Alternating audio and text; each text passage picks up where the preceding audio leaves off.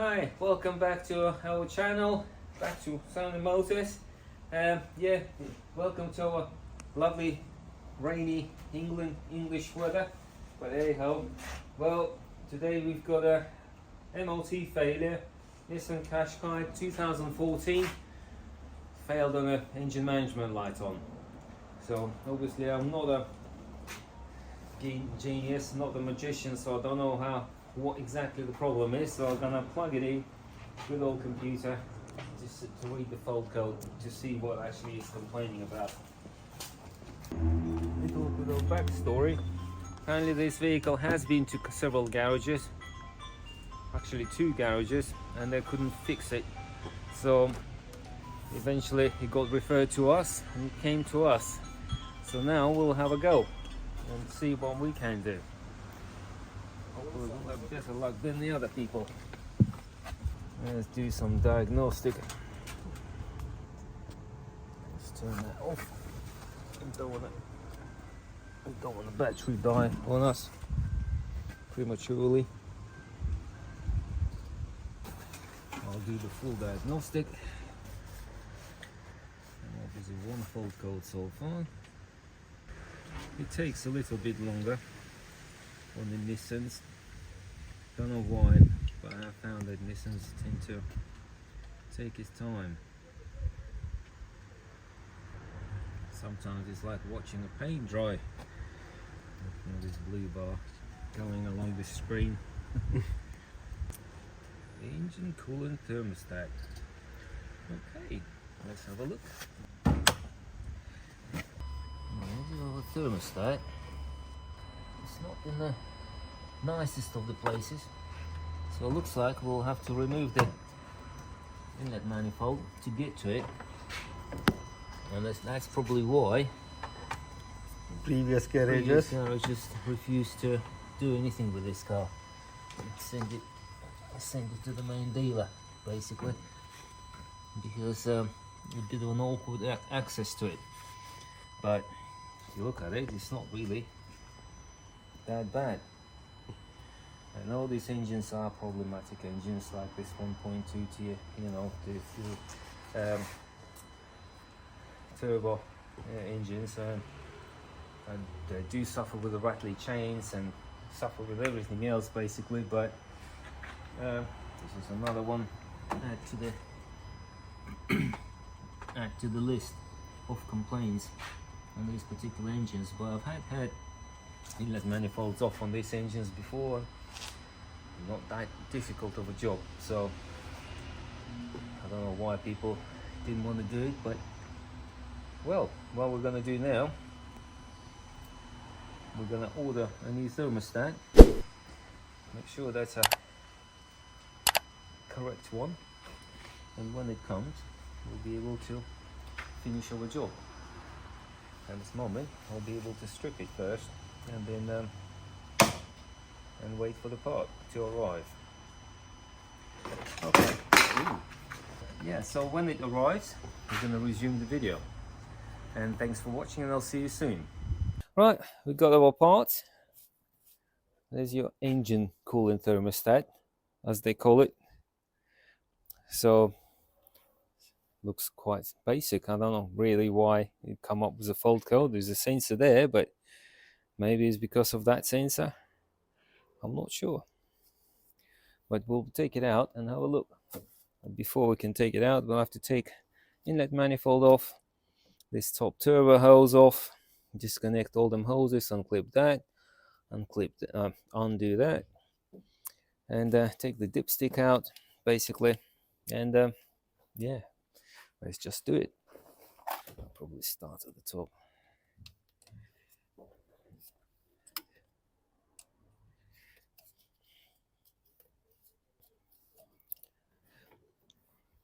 Take this hose off. It's a bit of an oil leak in here.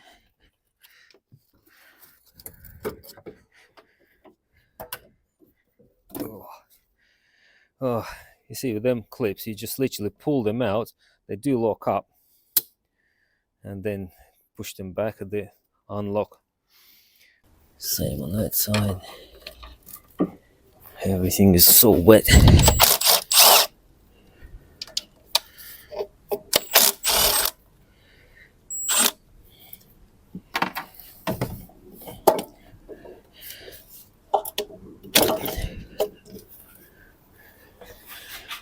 this clip is just literally pops up,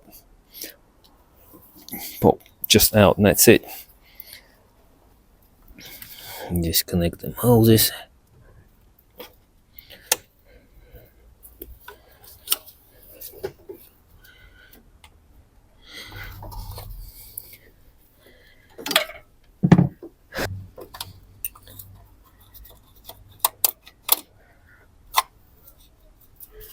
And this is already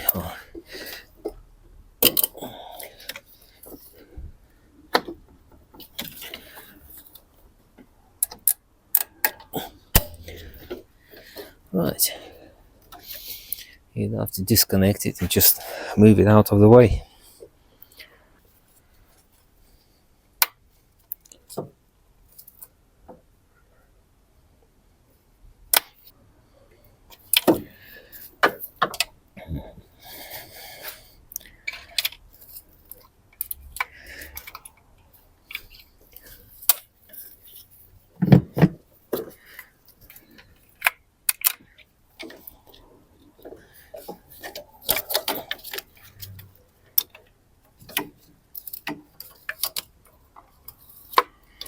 I don't want to snap any of it.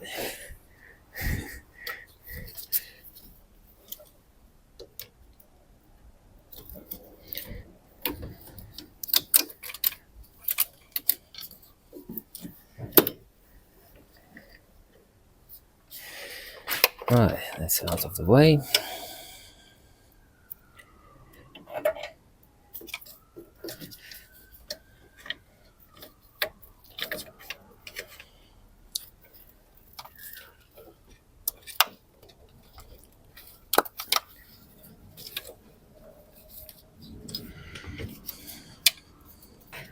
Let's undo them 2 bolts. One here, one behind there. Just move this out of the way.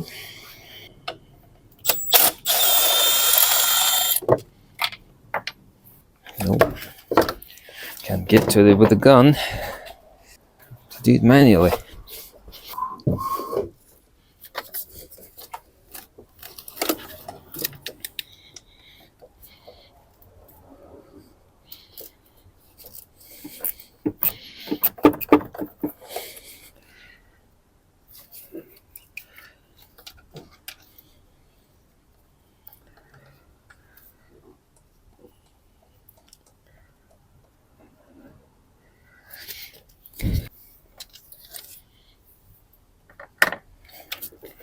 There's one here as well, right at the front.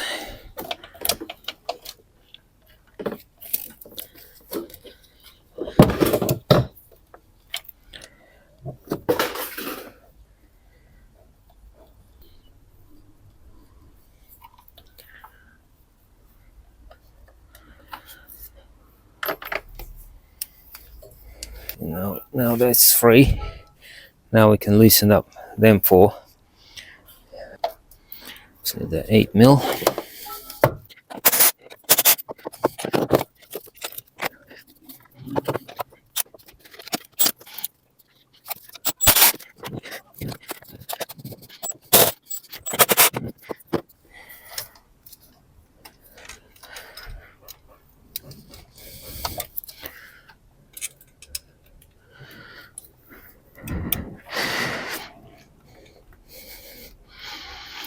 There you go, 4 bolts. And now we can undo the little bracket here that holds the wire holes on.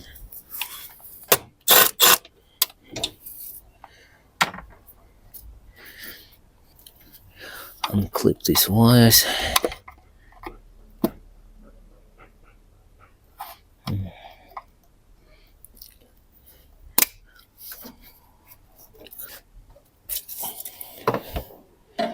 Take the dipstick out.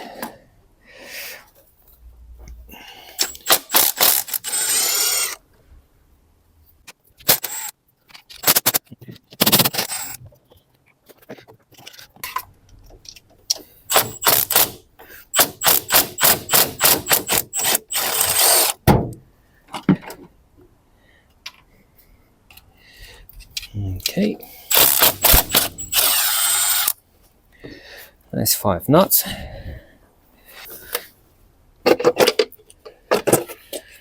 And that's it. The inlet manifold comes out just like that. Nice and simple.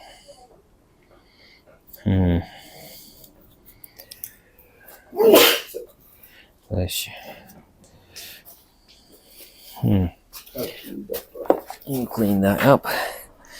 But now we've got the access. Oh, what's that? A little cardboard. There's our thermostat sitting there. There you go.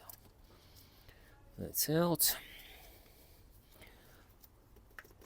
I think I might even take this off.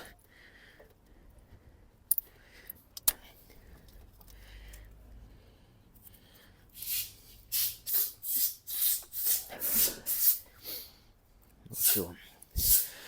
I think I'll get the wires off in a minute. Can't get to it at the moment for the sensor. But I'll undo the hoses. I can get to them because we're not saving the antifreeze. I just put the tray underneath so you'll catch all the leaking antifreeze. But if you're reusing it, obviously have to drain the antifreeze first because we're putting new one in. I'm not too fussed about the antifreeze as long as it doesn't go on the floor. It's fine.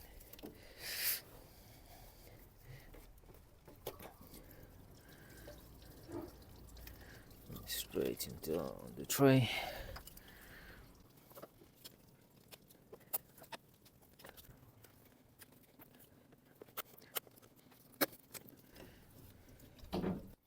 Okay, so I've disconnected to 3 top hoses.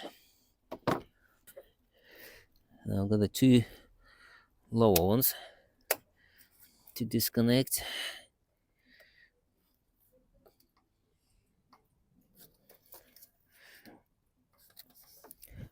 Obviously they're awkward as anything.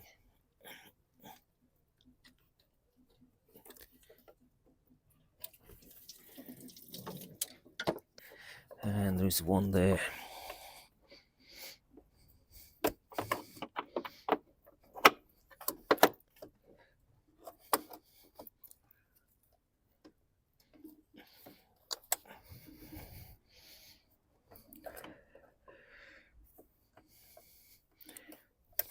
Okay.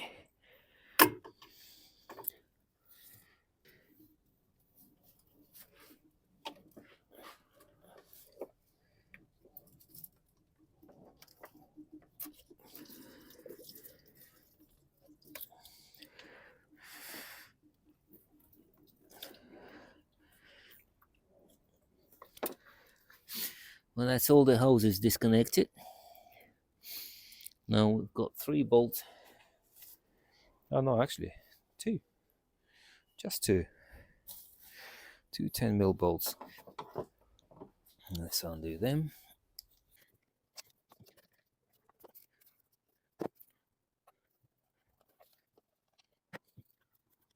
Don't know what that is. And one is somewhere there.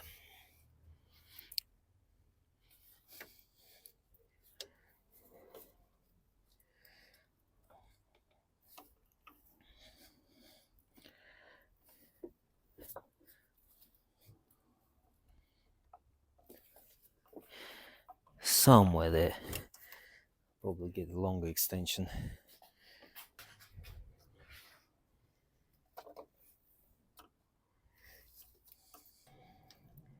Ah, there you are, on it.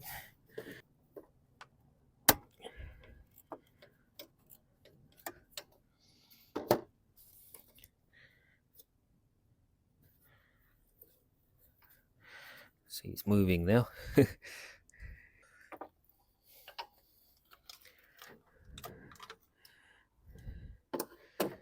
There's the thermostat. And now we need to figure out how to undo this bolt. Ah, there you go.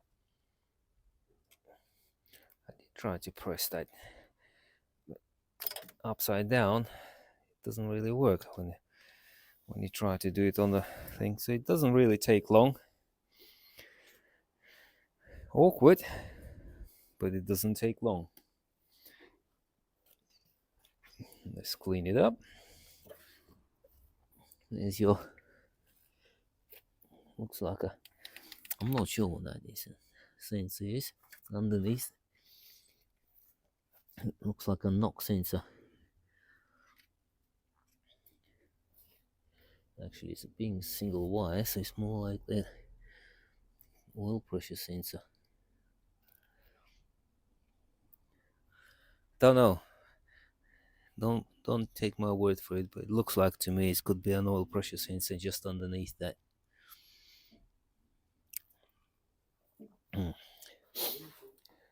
Right, let's clean it up. There you go. The main thing, yeah, you don't want to have leaks afterwards. That's for sure. No silicone, please. It's like so many people try to do that with a silicone, and it actually creates the problems rather than solves it.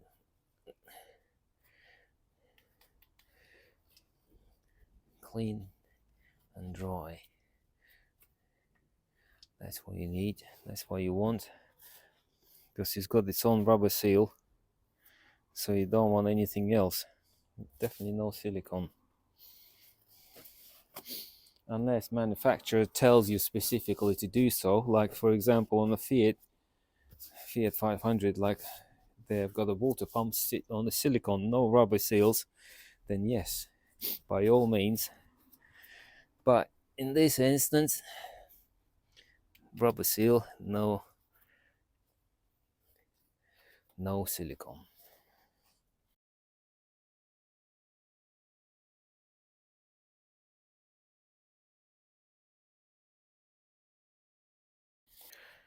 Looks good. Let's pop that on. Pop one bolt in.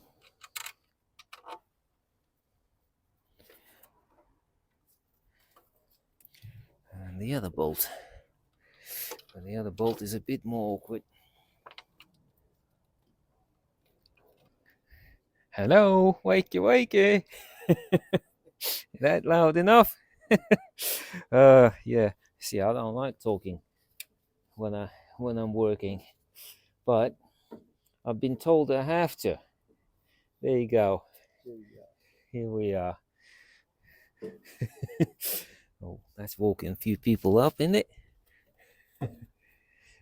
Right, now I'm trying to find a hole. It was awkward trying to find it with a socket, but now I can just about get there with my fingers. You've got to be a gymnast doing this job, I'm telling you.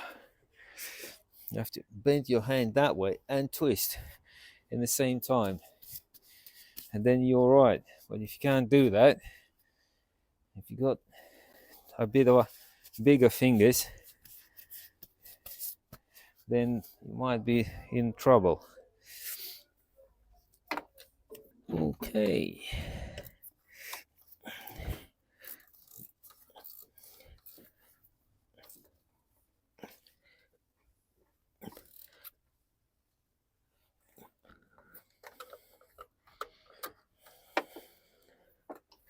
The thermostat's going on.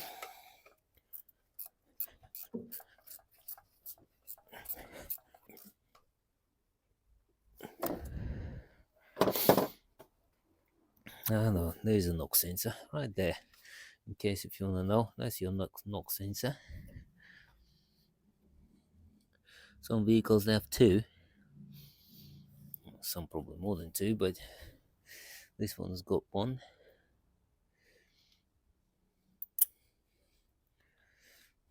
They can be clipped back in the holes. They can go on back onto the sensor.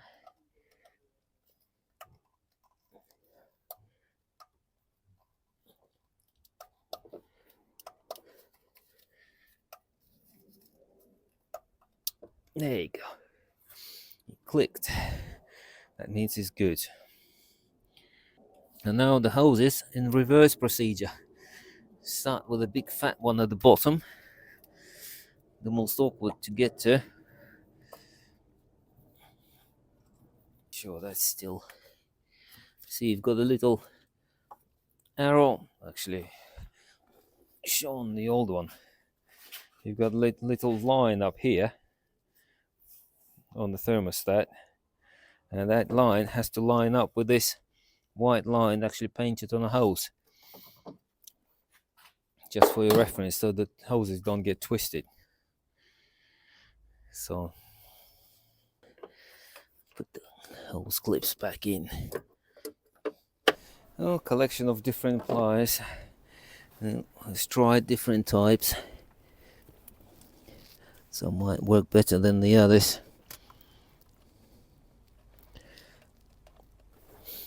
It was easier getting it off.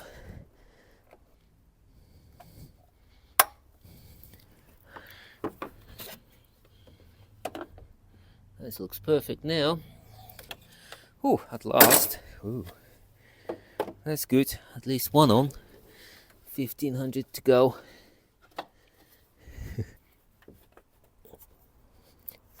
And again, little paint on the hose with a little notch on the housing, just there, and then yeah, that's all good.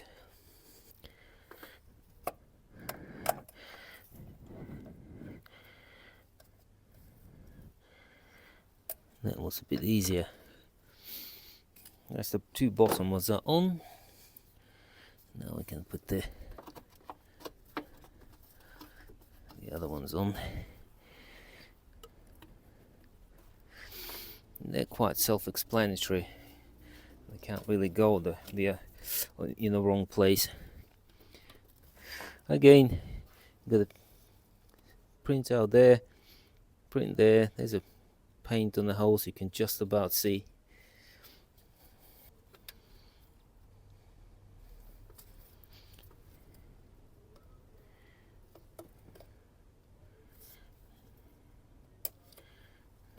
Okay. And that one, again, there's a color there. There's a little printout, a little notch up there. You see, there's a holes colored.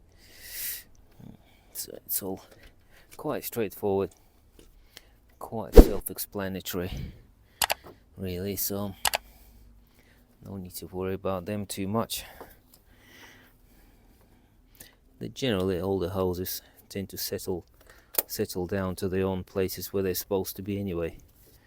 Unless engine is out or twisted, got no engine mount or something, then the hoses don't sit properly. But if engine is sitting where it's supposed to, then the hoses will sit. And that's pretty much, the thermostat is on.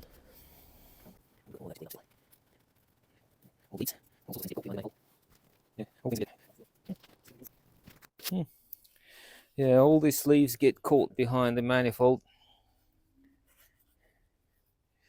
and dirt and oil leaks and you name it, and we don't want none of that. While I'm at it, I might as well clean the throttle body. Both surfaces. Oh, that is ripped. See? It's got a chunk missing.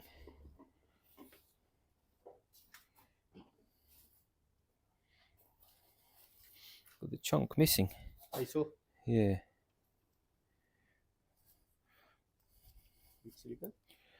What we're gonna do is turn it upside down, because this is surface that it meets. But yeah, I think I'm gonna have to put some silicone out there, put it upside down.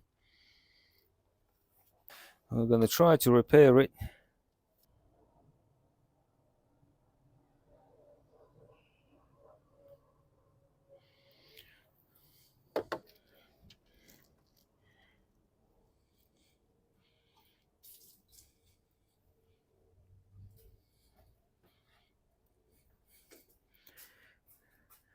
There's no coolant here, it's just there, so silicone won't hurt.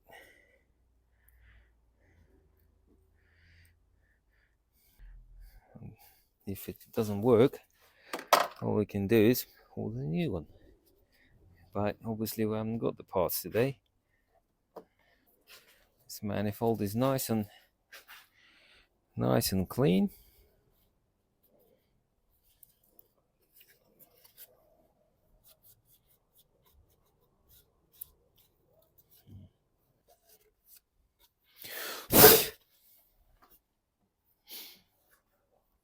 Yeah, it's much better condition than it before it come out.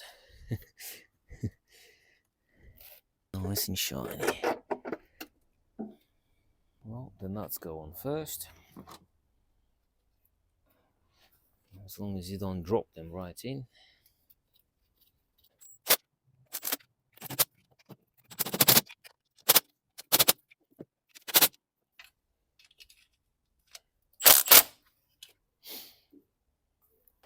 That's the manifold back on.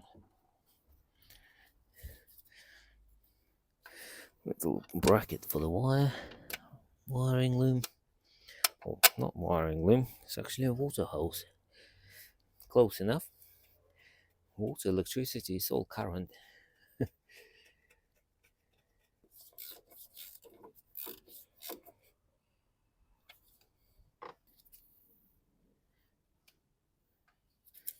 Dipstick gonna go back in.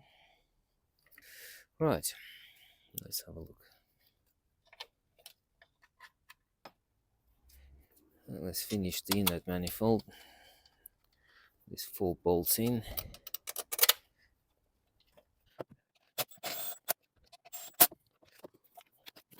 One, two, three. One, two, three. And 4.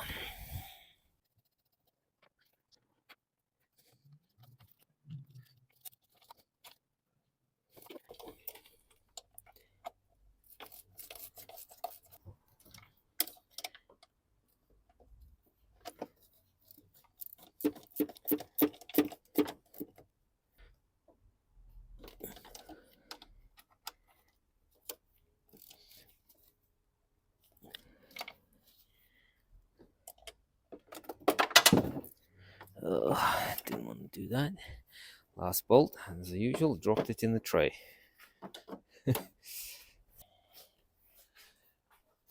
Oh, let's go fishing.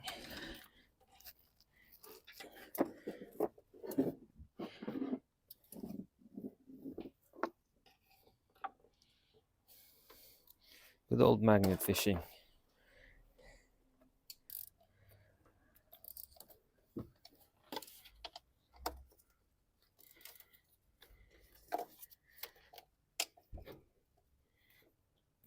Right, that's sail on.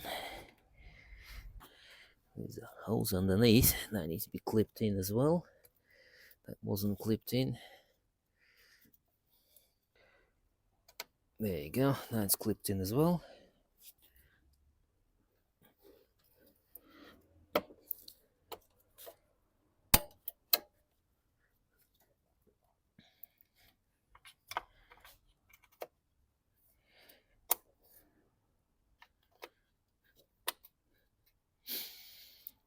That's all clipped in.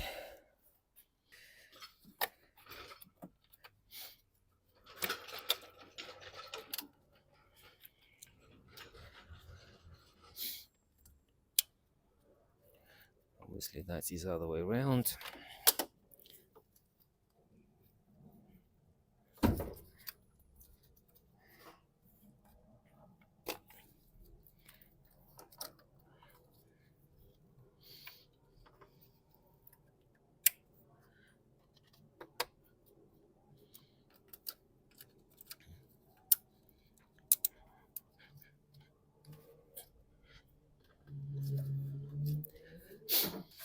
That's all clipped in. That's in as well. Sensor wire. It's a map sensor. Go. So I found our drop nut. It was literally laying there underneath the silver foil and couldn't see it. I heard it fall, but couldn't find it, but we found it. So as long as it's not inside the turbo, got an online store, by the way. See or check out our mugs. Isn't they lovely? Best mug you can ever buy. There you go. Yeah, drinks taste much better from them mugs. Lovely. And what we do now is make sure everything is connected. Double, treble, make sure.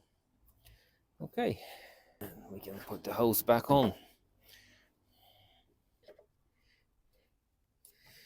See, you've got them little spaces. This should have been in there in the first place.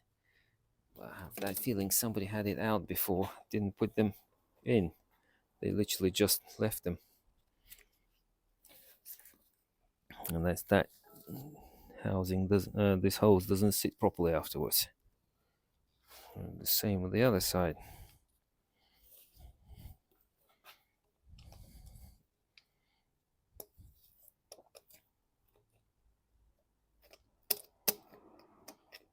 That's better.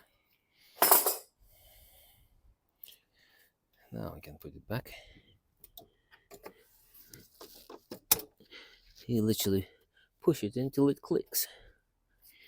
Very simple.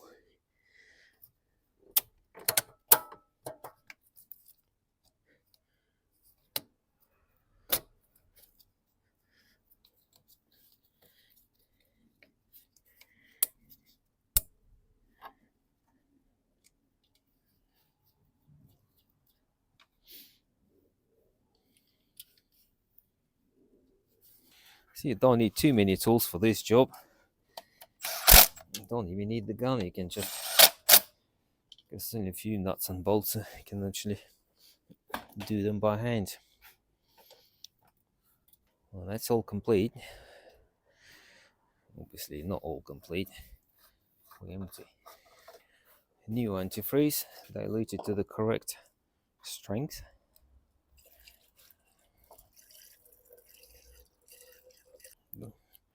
Don't worry, filling it to the brim, because we still need to bleed the system. So all of that will dissipate in a minute.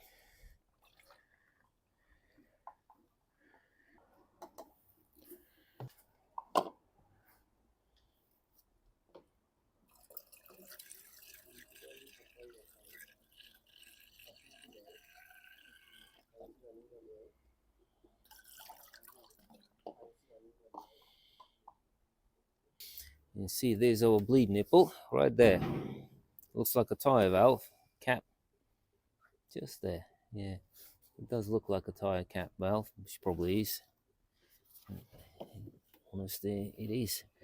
And if you do drop it, you can always use the valve cap. But try not to drop it. Much easier. You literally open it up and wait until the coolant is gonna start coming in. Well, that's already empty. Oh, there you go. That'll do. Right. For a minute.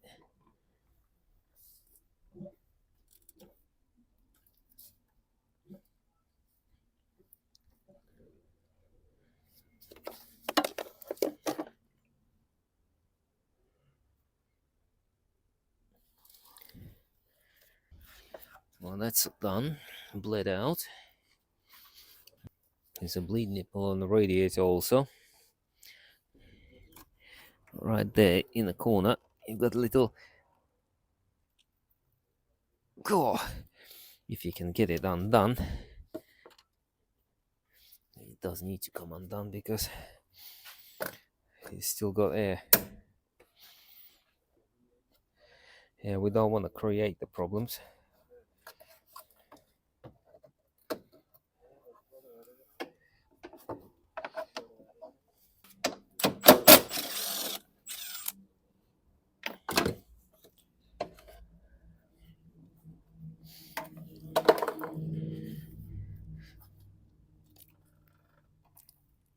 Oh, That's tight. I can use my, it's supposed to be finger tight. It's not very finger tight, so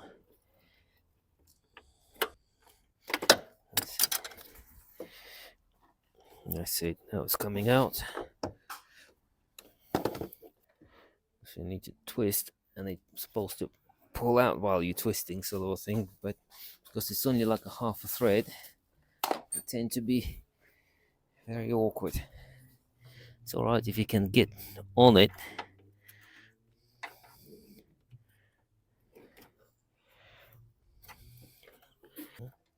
That's better. There you go. Now it's coming out.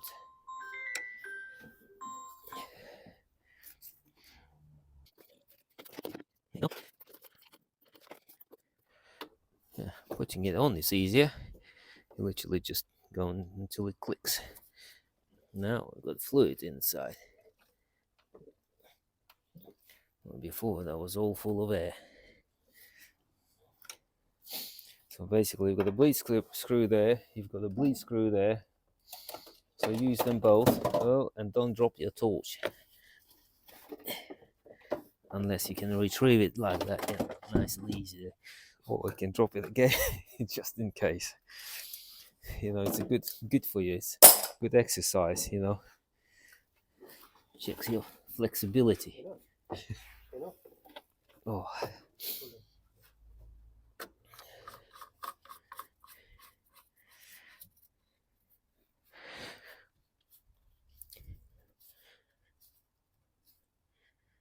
The cap on. I'm gonna start it up in a minute. Bleed the system. Well, I mean, warm it up and see if we can need to be bled again or not. Good job the torch is on.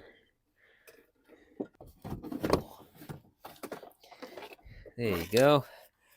Another magnet fishing successfully completed.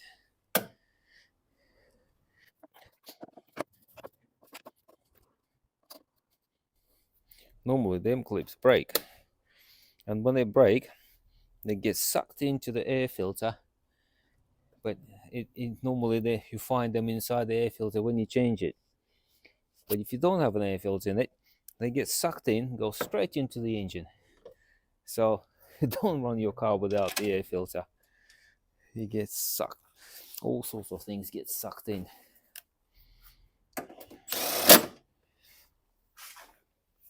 Right, now we've done the mechanical side of it. It's all put back together. It's all bled out most of the time. Our computer is still on. What we're going to do now, reset all the fault codes, because this was the only active fault code. The rest of them were like historic fault codes. All cleared.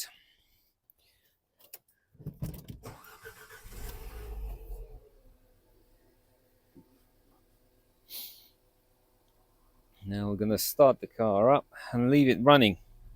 Obviously you can see all the engine management light is off at the moment, but we'll leave it running, and then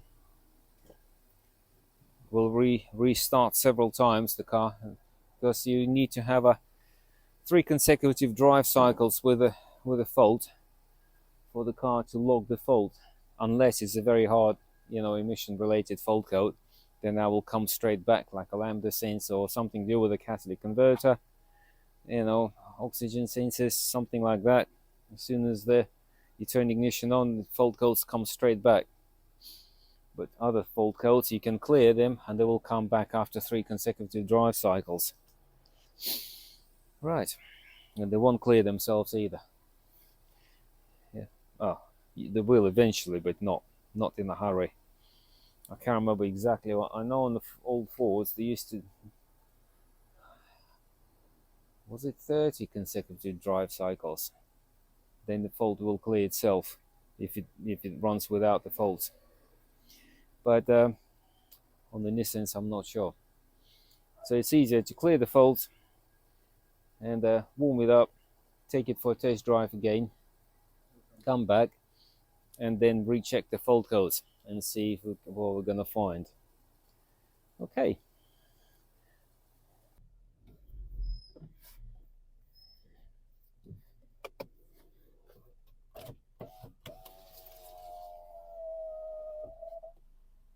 Right. Well, road test was okay. Yeah. Fan kicked in. Yeah, so, and all the hoses got hot. Fan kicked in, so that's all good. Now, I've restarted several more times just in case.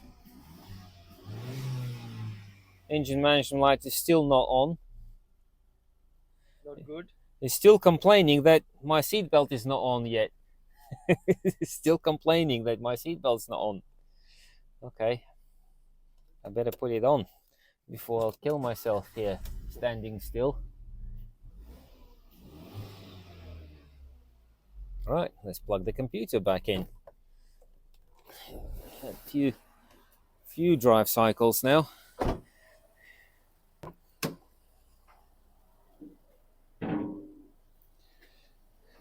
Right, let's plug it back in.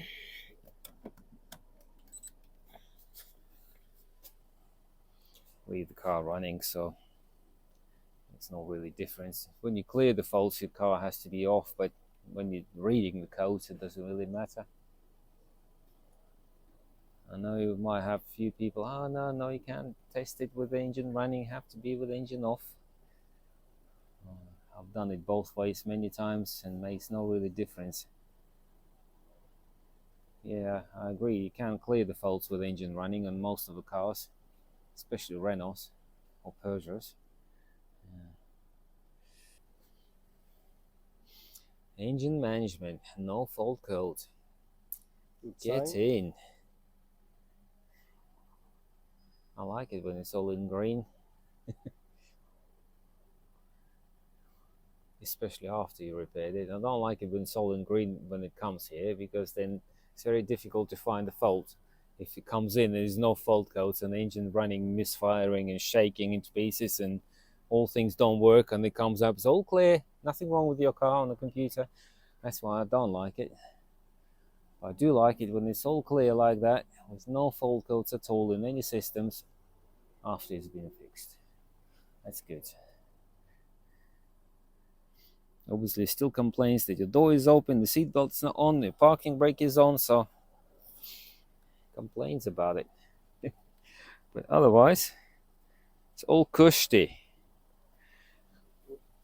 Well, let's hope we've got another happy customer and the vehicle can be retested for MOT, for emissions, and then and that will be all done and dusted then. Well, there you go. Well, another happy customer, and yeah, thanks for watching yet again. Please keep watching us. Please subscribe and comment. We like to read all the funny comments and stuff like that, so please do comment, and yeah, and see you in the next episode. Thank you very much, and bye for now.